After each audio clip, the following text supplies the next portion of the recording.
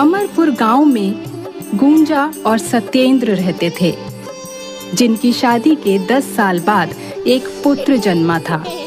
उसका नाम उन्होंने चंदन रखा था। चंदन अब 5 साल का हो गया था। उसमें एक अद्भुत शक्ति थी, लेकिन ये बात उसको या उसके माता पिता को नहीं पता थी। फिर एक दिन, बेटा तुम घर पर ही रुको, हम दोनों कुछ काम से शहर जा रहे हैं, जल्दी वापस आ जाएंगे।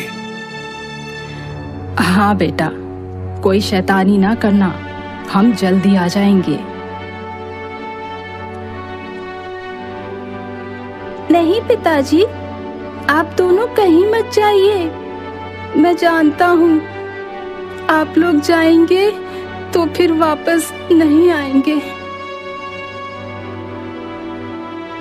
बेटा तुम ये क्या पागलों जैसी बातें कर रहे हो?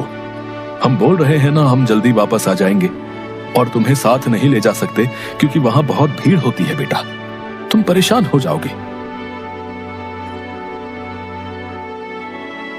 नहीं पिताजी, आप दोनों कहीं मत जाइए। चंदन को छोड़कर दोनों काम के लिए निकल जाते हैं। रास्ते में उन दोनों का एक्सीडेंट हो जाता है और उनकी मृत्यु हो जाती है। फिर गांव वाले उनकी लाश को उनके घर ले आते हैं और अंतिम संस्कार करते हैं।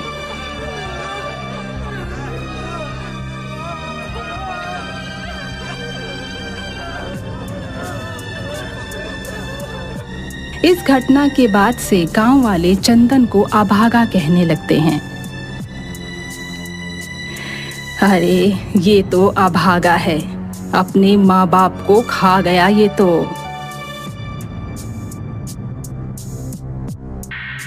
कुछ सालों बाद चंदन अब शहर जाकर मजदूरी करके अपना पेट पालने लगता है।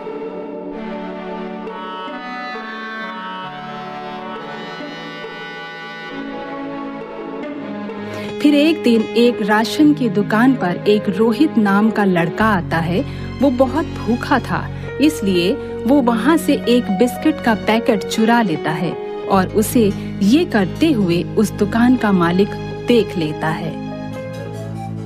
ए लड़के, तूने क्या चुराया? दिखा अपना हाथ। यहाँ चोरी करने आया है? दिखा दिखा मुझे, दिखा। नहीं साहब, मैंने कुछ नहीं चुराया। मैंने तुझे देखा है चोरी करते हुए, अब झूठ बोलता है।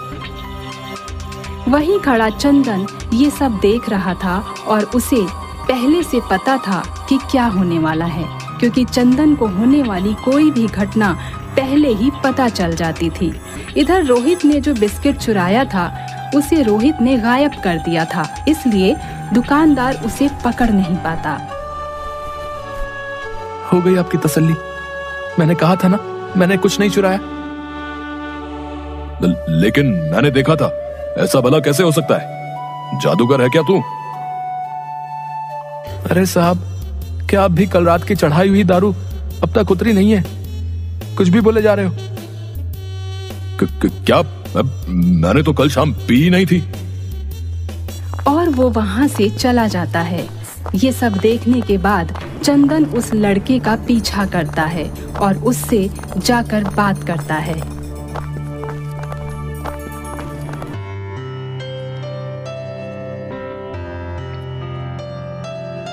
सुनो भाई, तुम भी कुछ मेरी तरह ही लग रहे हो। तुम बिस्कुट चोरी करोगे ये मैं पहले से ही जानता था, लेकिन मैंने कुछ कहा नहीं। अरे भाई, तुम्हें भी कुछ अलग है क्या? मुझे तो मेरे माँ बाप ने घर से निकाल दिया, इसलिए मैं भटक रहा हूँ। तुम क्यों भटक रहे हो? चलो रास्ते में बताता हूँ। लेकिन तुम्हारे माँ बाप ने तुम्हें घर से क्यों निकाला? तुमने ऐसा क्या किया? तुम में तो विचित्र गुण है। भाई, मेरे माता पिता और गांव वाले जो चीज मुझे नहीं देते थे वो चीज मैं गायब कर देता था, जिससे परेशान होकर उन्होंने मुझे घर से निकाल दिया। वो दोनों ऐसे ही आपस में बातें करते करते चले जा रहे थे, तभी उन्हें एक जगह झगड़ा होता दिखा। वो लोग झगड़ा देखने लगे, तभी वहां एक आशीष नाम का लड़का आया। भाई लोग, तुम दोनों क्यों झगड़ रहे हो? तुम बीच में मत बोलो। आशीष वहीं खड़ा रहा और वो लोग झगड़ा करते रहे। दोनों में झगड़ा बढ़ते बढ़ते मार काट करने की नौबत आ गई। तब आशीष ने उन दोनों के हाथ पकड़कर उनको सब कुछ भुला दिया कि वो दोनों झगड़ा क्यों कर रहे थे। अरे भाई, हम यहाँ क्यों खड़े हैं और यहाँ भीड़ क्यों लगी है? अरे यार, मुझे ऑफिस जाने के लिए लेट हो रहा है और मैं यहाँ खड़े खड़े बातें कर रहा हूँ। ये क्या हो रहा है? सभी लोग फिर अपने अपने काम पर लौट जाते हैं, लेकिन रोहित और चंदन समझ जाते हैं कि आशीष में भी कुछ अलग से ही गुण हैं। फिर वो दोनों आशीष से बात करने लगते हैं। भाई, तुम में ये गुण तो बड़ा ही लाजवाब है। वैसे तुम करते क्या हो? मैं एक मंदिर में पुजारी हूँ। मेरा इस दुनिया में कोई नहीं है। मुझे कोई मंदिर में छोड़ गया था, तब से मैं मंदिर में ही रहता हूँ। वाह भाई, ये तो बड़े ही उत्साह की बात है जो हम तीनों अलग अलग गुण वाले एक साथ मिल गए। ये बड़ा ही फायदेमंद होगा। ये फायदेमंद कैसे होगा? चलो मैं बताता हूँ। तीनों आपस में बातें करते करते शहर के मेन मार्केट में बैंक के पास पहुंचते हैं। चंदन को वहां कुछ अनुभव होने लगता है और वो कहता है, भाई बैंक के अंदर चलो, मुझे कुछ बताना है बैंक वालों को। तुम क्या बोल रहे हो? हम अंदर जाकर क्या करेंगे? चलो हम कहीं और चलते हैं। हाँ भाई, क्या तुम्हें पैसे निकालने हैं जो बैंक में जा रहे हो? अरे चलो तो अंदर, मैं बताता हूँ। तीनों एक साथ अंदर जाते हैं और चंदन बैंक के मैनेजर के पास जाकर बोलता है, मैनेजर साहब, आज रात इस बैंक में डाका पड़ेगा, तो आप पहले से ही सावधान हो जाइए। क्या पागलों जैसी बातें कर रहे हो? हैं? तुमने मुझे पागल समझ रखा है क्या कि तुम कुछ भी कहोगे और मैं मान जाऊंगा? मुझे तो तुम ही लोग डकैत लग रहे हो। चलो निकलो यहाँ से। साहब, मैं सही कह रहा हूँ, मेरी बात मान जाओ, नहीं तो आपको बहुत नुकसान सहना पड़ेगा। चंदन के इतना कहने पर भी मैनेजर उनकी एक बात नहीं मानता और उन तीनों को बैंक से बाहर निकाल देता है। भाई, मैंने तुम्हें मना किया था ना कि इन्हें कुछ मत समझाओ। ये लोग हमें पागल और बिगड़ैल समझते हैं, हमारे गुण को नहीं समझते। तुमने सही कहा। ये हमारी बात मानेंगे तो सही, लेकिन अभी नहीं, डाका पड़ने के बाद। पर हम ऐसा नहीं होने दे सकते। हमें अपने देश को घाटा होने से बचाना होगा, क्योंकि इन्हीं बैंकों में कई गरीब परिवारों की जिंदगी भर की जमा पूंजी है। ठीक है भाई। रात के 12 बज जाते हैं। सभी दुकानें, बैंक और बाकी सब कुछ बंद हो जाता है और रास्ते सुनसान हो जाते हैं। तभी एक गाड़ी में डकैत आते हैं। वो बैंक के सिक्योरिटी गार्ड को मार पीट कर उससे बंदूक ले लेते हैं और दरवाजा तोड़कर अंदर घुस जाते हैं। उनके अंदर जाने के बाद सिक्योरिटी गार्ड पुलिस को फोन कर देता है और पुलिस वहां आ जाती है, पर पुलिस उन डकैतों का कुछ नहीं कर पाती। ये खबर बैंक के अधिकारियों तक पहुंचती है तो वो भी वहां इकट्ठा होते हैं और तभी ये तीनों भी वहां पहुंचते हैं। देखा साहब, मैंने सही कहा था, लेकिन आपने मेरी बात पर विश्वास नहीं किया। अरे भाई, मुझे माफ कर दो और अब कुछ करके बैंक लूटने से बचा लो। हाँ साहब, हम लोग इसीलिए यहाँ रुके थे। आपके कहे बिना भी हम जनता के बैंक को लूटने नहीं देंगे। चलो भाई, हम अपना कर्तव्य निभाते हैं।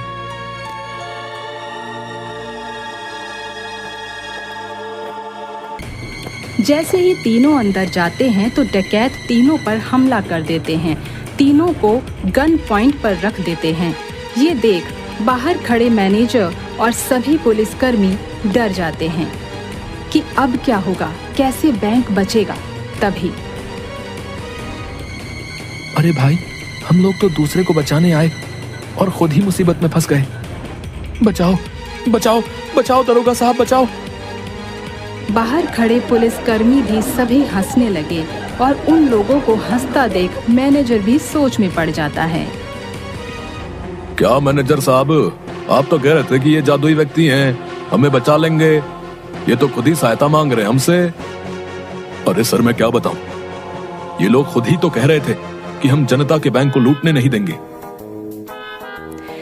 बाहर खड़े सभी पुलिसकर्मियों को हंसता देख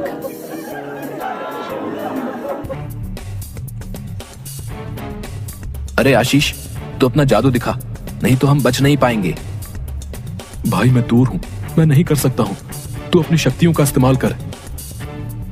आशीष के बोलते ही रोहित जैसे अपनी शक्तियों का इस्तेमाल करता है तो सामने गन पॉइंट पर खड़ा चंदन और आशीष ही गायब हो जाते हैं। ये देख डाकू के सरदार, अरे ये कहाँ गायब हो गए हैं? अरे भाई, यहाँ क्या जादू जादू खेल रहे हो हैं? कमाल का जादू करो, हमारे गिरोह में आ जाओ, खूब नाम कमाओगे। हाँ, बहुत आगे जाओगे तुम। अरे नहीं नहीं भाई, मुझे अपने साथ ना ले जाओ। ये सब देख पुलिसकर्मी और मैनेजर भी हंसते हैं और सोच में पड़ जाते हैं कि अब क्या होगा। तभी चंदन और आशीष अदृश्य हुए रोहित को बोलते हैं, अरे भाई, तूने क्या किया? हमें ही गायब कर दिया, हमें फिर से सही करो। जैसे ही डकैत लोग बैंक लूटकर सारे पैसे ले जाते हैं और साथ में रोहित को भी, तभी आशीष अदृश्य हुआ उनके पास उन्हें पकड़ उन्हें भुला देता है कि वो वहां क्यों आए थे और सोच में पड़ जाते हैं। अरे चंदू, हम यहाँ क्या कर रहे हैं और इस लड़के को क्यों पकड़ के ले जा रहे हो भाई? अरे सरदार, पूरा सर चकरा रहा है, जैसे ज्यादा चढ़ा ली हो। अरे पुलिस वाले भी हैं यहाँ तो, अपना गिरोह अब पुलिस वाले भी भर्ती कर रहा है क्या? वाह उस्ताद वाह। ये देख सभी हैरान रहते हैं। तभी रोहित अपना शक्तियों का इस्तेमाल कर चंदन और आशीष को वापस लाता है और फिर चंदन सबकी बंदूकें गायब कर देता है। फिर सभी पुलिसकर्मी डकैतों को पकड़ लेते हैं। साहब, आप लोग हमें क्यों पकड़ रहे हैं? हमने क्या किया है और हम लोग यहाँ क्यों आए थे? चलो चलो, तुम्हें थाने में सारी बात बताते हैं। चलो भाई। आप तीनों का बहुत बहुत धन्यवाद कि आप लोगों ने इस बैंक को लुटने से बचाया। हम आप लोगों को वीरता अवार्ड जरूर दिलाएंगे और सरकारी नौकरी भी। इंस्पेक्टर ऐसा कहकर डकैतों को पकड़ ले जाता है और सरकार से सिफारिश कर उन तीनों को वीरता अवार्ड दिलवाता है। फिर ऐसे ही वो तीनों हमेशा सरकार और देश की सेवा करने लगते हैं और खुशी खुशी रहने लगते हैं।